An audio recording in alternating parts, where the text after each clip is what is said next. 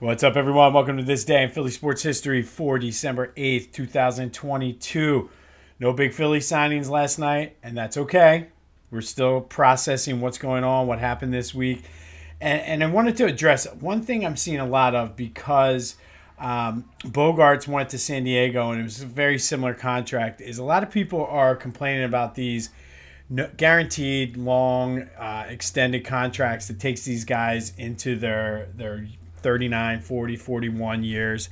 And I see their point, but I think what's missing is the fact that they are cap, or I shouldn't say cap because it's not a cap, but luxury tax friendly. So as the years progress and excuse me, that threshold gets higher, teams are going to be able to spend more money. So it gives them the flexibility to kind of lock those guys in long term. And yeah, there could be an instance like with the Phillies with Ryan Howard at the end of his career where they're locked into those their high money years, but those high money years won't necessarily be as bad as what they would be because they're extended and spread out all over those years. And it also, I think, it locks them into place. So you have Harper, you have Trey Turner, you have those two guys are going to be kind of foundational pieces now for the next 8 to 10 years. And I don't necessarily think that's a bad thing. And it gives you flexibility so you're not tied to, well, we're going to go over the luxury tax. Now, it does help, especially in the Phillies case, that Middleton is willing to pay the tax and go over. And it's not for everyone, but as a fan who suffered with the Phillies ownership group being more of, we're a small market team, even though they were the top 5 media market in the entire country.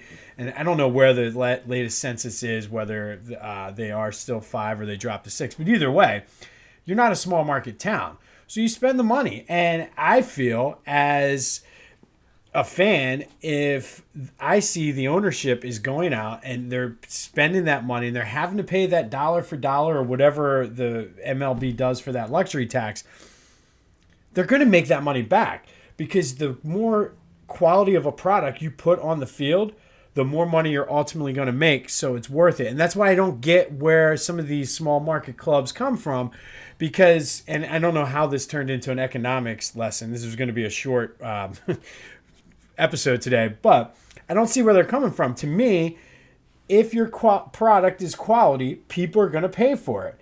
And you're going to get that money back if you spend money for it. I mean, it hasn't necessarily paid off that much recently for the Yankees. They haven't won since 2009, but they're one of those teams that historically spends. Do you hear them complaining that, oh, they're broke, they're this?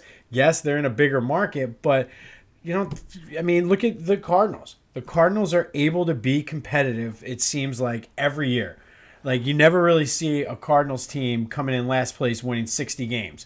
And that's because part of it's their farm system, but they're putting quality products on the field. People are paying, and it's allowing them to spend money. St. Louis isn't necessarily a huge media market. So just a little food for thought there on the Phillies contracts. Today, we're going to stick with the Phillies theme. Got a kind of a twofer. Today's this day in Philly sports history in 1982 it's the 40th anniversary of the infamous Von Hayes 5-for-1 trade.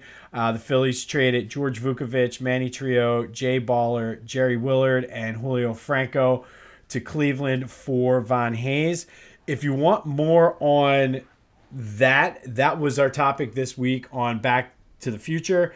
That posted last night. The video is also up on YouTube if you're more of the visual person. Be sure to go check that out, like and subscribe. As I mentioned last night on that, I have some ideas and some things in the works for the new year, so make sure you're liking and subscribing so you're able to stay in the loop. But again, if you want more on Von Hayes, go check out Back to the Future. However, today's topic is this day in Philly sports history, December 8th in 2013.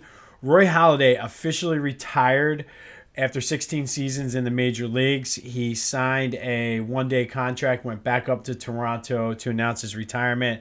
Pretty cool thing he did, though. He had a Phillies hat there during the announcement. And It's crazy because I didn't realize until I was looking at the numbers. He only played 4 seasons in Philly, but they were 4 phenomenal seasons. He is a Hall of Famer, elected, I believe, in 2019, 8-time All-Star, 2 in Philly. He won 2 Cy Youngs. One of them was in Philly in 2010. He led the league in wins in 2010 that year. 2010 was just probably, I would say, the best year of his career, and it still irks me to this day that the Phillies could not beat the Giants that year. Because he pitched a perfect game in May against the Marlins. He threw the no-hitter in the NLDS against the Reds. Think about that. He threw a perfect game and then a no-hitter in the same year in the playoffs. First playoff start, he goes out and no-hits the Reds. And that, to me, was just like the kind of person he was. Even their last run, their last good season, that 2011 season when Ryan Howard blew out his Achilles, they lost to the Cardinals that game 1-0. He gave up 1 run in the first inning and was masterful the rest of the game. So, like, when he was on, I don't know if there was anybody better during this era. The Phillies did retire his number 34 jersey. He is in their Wall of Fame.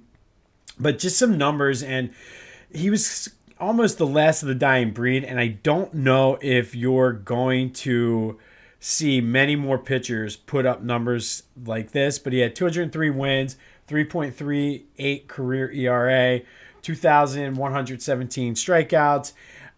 I don't know if people are going to even touch those numbers because of just the way they put pitchers on pitch counts and bullpen games and things like that. Strikeouts, I don't know, maybe because of the way people are striking out more in this game. But just like I said, he was a great player for those 4 years in Phillies. It's a damn shame they could not win one of those World Series for him. But unfortunately, he did die in a plane crash in 2017 that he was the pilot of the plane. But again, on this day in 2013, Roy Halladay officially retired from the major leagues. He had 4 great seasons in Philly, 12 more amazing seasons in Toronto. Just a real class act. And like I said, it's just a real shame that the Phillies could not pull one of those years out in 2010 or 2011 for him. But such is life. Like, he's a hell of a pitcher. So if you want to check out more about the Von Hayes, which also happened on this day in 1982, there is a full episode of Back to the Future. Be sure to like and subscribe on that. The Flyers are in Vegas tonight. We continue to want them to tank and lose. Huge Eagles game coming up on the horizon. Who knows what the Phillies are going to do? I mean, there's been talks that they're willing to fly over the luxury tax. So maybe there's more moves coming for some big name players. We shall see. But things are looking good there in South Philly. And also in South Philly, Sixers, Lakers. Not necessarily quite the luster it would have had back in the 80s, but Sixers, Lakers nonetheless. Go Sixers. I mean, maybe this will be the game that makes the front office realize that, hey, Doc, you suck. But anyway, go have yourselves a Friday. Be safe out there. And until next time, I'll see you when I see you.